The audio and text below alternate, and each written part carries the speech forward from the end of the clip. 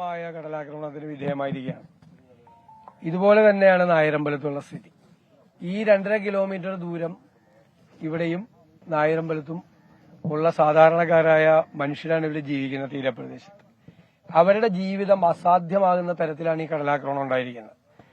യഥാർത്ഥത്തിൽ സുനാമിക്ക് ശേഷം ഈ ഇവിടെ ഉണ്ടായിരുന്ന കടൽ ഭിത്തി നന്നാക്കുന്നതിന് പോലും തയ്യാറായിട്ടില്ല. കരിങ്കല്ല് കല്ലാണ് ഇട്ടിരിക്കുന്നത്, ആ കല്ലെല്ലാം തെറിച്ചു വീണ് കിടക്കുകയാണ്. അത് മെയിന്റനൻസ് നടത്തിയാൽ തന്നെ താൽക്കാലിക ആശ്വാസവും.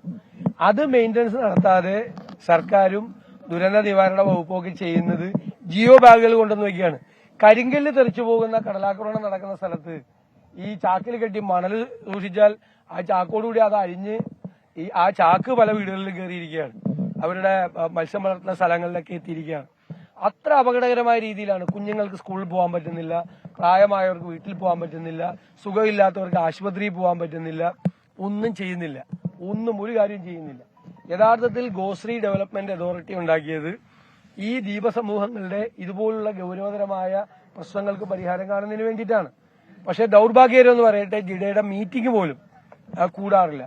ജിഡയിൽ നിന്നുള്ള ആവശ്യമായ തുകയെടുത്ത് ഈ കടൽ ഭിത്തി നിർമ്മിക്കുക, നേരത്തെ തന്നെയുള്ള IITയുടെ റിപ്പോർട്ടും അടക്കമുള്ള ശാസ്ത്രീയമായ മുഴുവൻ പഠനങ്ങളും നടത്തിയിട്ടുണ്ട്.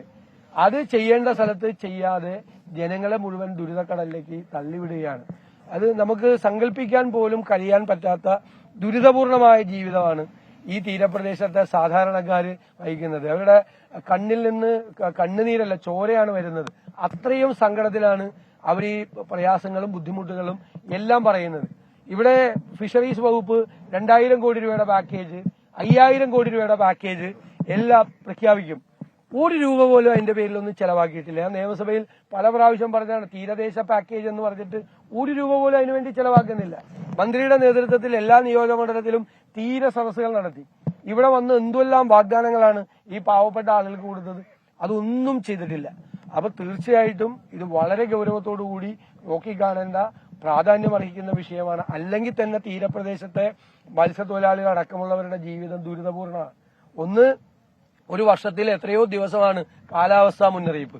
അവർക്ക് പോകാൻ പറ്റുന്നില്ല, കടലിൽ പോകാൻ പറ്റുന്നില്ല. 2, മത്സ്യലഭ്യത വളരെ കുറവാണ്. 3, 40 രൂപ മണ്ണെണ്ണയ്ക്ക് ഉണ്ടായിരുന്ന കാലത്താണ് 25 രൂപയുടെ സബ്സിഡി ഉമ്മൻചാണ്ടി സർക്കാർ കൊടുത്തത്. ആ 40 രൂപ മണ്ണെണ്ണയ്ക്ക് ഉണ്ടായിരുന്ന കാലത്ത് 25 രൂപ സബ്സിഡി കിട്ടുമായിരുന്നെങ്കിൽ ഇന്ന് 120 രൂപ മുതൽ 140 രൂപ വരെയാണ് മണ്ണെണ്ണയ്ക്ക്. അപ്പോഴും സബ്സിഡി 25 രൂപയാണ്.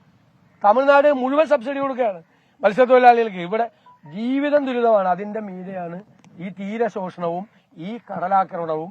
അവരുടെ വീടിനകത്താണ് വെള്ളം. വീടെല്ലാം കേടുപാടുകൾ പറ്റിക്കഴിഞ്ഞു. ഏത് സമയത്തും തകർന്നു വീഴാവുന്ന തലത്തിലേക്ക് വീടുകളാവുകയാണ്. എനിക്ക് സംശയം, എന്തുകൊണ്ടാണ് ഇത് ഇങ്ങനെ ഇടപെടാത്തത്? ഇവിടെ നിന്നും ഇവരെ മുഴുവൻ എവിക്ട് ചെയ്യുക എന്നുള്ള ഒരു ഗൂഢമായ ഉദ്ദേശം ഇതിന്റെ പുറകിലുണ്ടോ എന്ന് സംശയിക്കുന്ന തരത്തിലാണ് ബന്ധപ്പെട്ട അധികൃതരെല്ലാം ഒന്നും ചെയ്യാതെ കയ്യും കെട്ടിയിരിക്കുന്നത്. അപകടമാണ്. ഇത് ഗൗരവത്തോടുകൂടി ഈ ആഴ്ച തന്നെ ഞാൻ തന്നെ നിയമസഭയിൽ ഉന്നയിക്കും.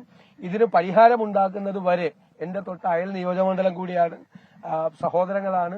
അവരുടെ ഈ പ്രശ്നത്തിന് പരിഹാരം കാണുന്നത് വരെ ഞങ്ങൾ എല്ലാവരും ശ്രദ്ധിക്കും. ഇത് കേന്ദ്ര ഗവൺമെന്റ്. കൊച്ചിയിലെ എടവനക്കാട്ട് കടലാക്രമണം രൂക്ഷമായ എടവനക്കാട്ട് പ്രതിപക്ഷ നേതാവ് VD സതീശൻ സന്ദർശനത്തിന് ശേഷം മാധ്യമങ്ങളോട് സംസാരിക്കുകയായിരുന്നു.